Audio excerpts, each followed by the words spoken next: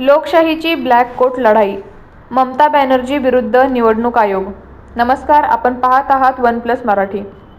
आज आपण एका अशा ऐतिहासिक कायदेशीर लढाईचे विश्लेषण करणार आहोत ज्याने भारतीय राजकारणात आणि न्यायव्यवस्थेत खळबळ उडवून दिली आहे.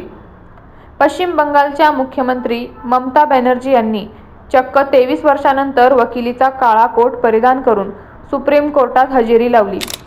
ही केवळ एका राज्याची याचिका नाही, तर 58 लाख मतदारांच्या हक्कांची आणि निवडणूक आयोगाच्या स्वायत्तेवर उपस्थित झालेल्या प्रश्नांची एक मोठी संविधानिक लढाई आहे. पाहूया आजचा विशेष रिपोर्ट. 4 फेब्रुवारी 2026 रोजी सुप्रीम कोर्टाच्या रूम नंबर 1 मध्ये एक दुर्मिळ दृश्य पाहायला मिळालं. एका राज्याची मुख्यमंत्री स्वतःच्या याचिकेवर युक्तिवाद करण्यासाठी वकिलाच्या पोशाखात उभी होती. 2003 नंतर पहिल्यांदाच ममता बॅनर्जी यांनी कायद्याचे शस्त्र हाती घेतले. जेव्हा बंद दाराआड न्याय रडत असतो, तेव्हा मला रस्त्यावर आणि कोर्टात उतरावे लागते, अशा शब्दात त्यांनी आपली कैफियत मांडली. या वादाच्या केंद्रस्थानी आहे निवडणूक आयोगाचा स्पेशल इंटेन्सिव्ह रिव्हिजन उपक्रम.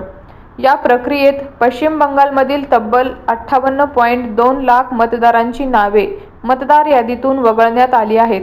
याशिवाय 1.36 कोटी मतदारांना लॉजिकल डिस्क्रिपन्सी या श्रेणीत टाकून त्यांच्या पात्रतेवर प्रश्नचिन्ह उभं करण्यात आलं आहे.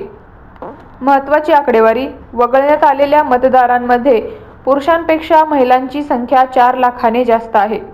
तसेच रॉय आणि राय किंवा दत्त आणि दत्ता अशा केवळ स्पेलिंगमधील फरकामुळे नागरिकांना मतदानापासून वंचित ठेवले जात असल्याचा गंभीर आरोप ममता बॅनर्जी यांनी केला आहे. ममता बॅनर्जी यांनी निवडणूक आयोगावर व्हॉट्सॲप कमिशन असा शिक्का मारला आहे. आरोप असा आहे की अधिकृत नियमांना फाटा देऊन व्हॉट्सॲप ग्रुप्सवरून अनौपचारिक आदेश दिले जात आहेत.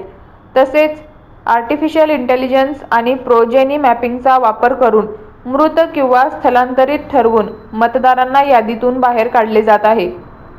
या कायदेशीर लढाईला एक दुःखद किनाराही आहे. या प्रक्रियेच्या प्रचंड तणावामुळे आणि कामाच्या ओझ्यामुळे सुमारे 100 लोकांचा मृत्यू झाला असून यामध्ये आत्महत्या करणाऱ्या बूथ लेव्हल ऑफिसरचा समावेश आहे, असा दावा मुख्यमंत्र्यांनी कोर्टासमोर केला. 2 वर्षाची प्रक्रिया केवळ 3 महिन्यात पूर्ण करण्याच्या घाईमुळे ही परिस्थिती ओढावल्याचे विश्लेषण अभ्यासक करत आहेत. निवडणूक आयोगाने पश्चिम बंगालमध्ये 8100 पेक्षा जास्त मायक्रो ऑब्झर्व्हर्सची नियुक्ती केली आहे, जे प्रामुख्याने भाजपशासित राज्यांमधील केंद्राचे कर्मचारी आहेत. ममता बॅनर्जी यांनी यांना भाजपचे अधिकारी असे संबोधले असून ते स्थानिक निवडणूक अधिकाऱ्यांच्या अधिकारावर गदा आणत असल्याचा आरोप त्यांनी केला आहे.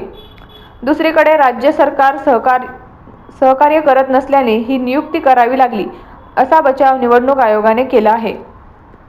सुप्रीम कोर्टाचे सरन्यायाधीश सूर्यकांत यांनी स्पष्ट केले आहे की एकाही खऱ्या मतदाराला यादीतून बाहेर काढता येणार नाही.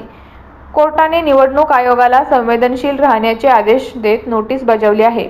दरम्यान राजकीय पटलावर मुख्य निवडणूक आयुक्तांच्या महाभियोग प्रक्रियेचीही चर्चा सुरू झाली आहे.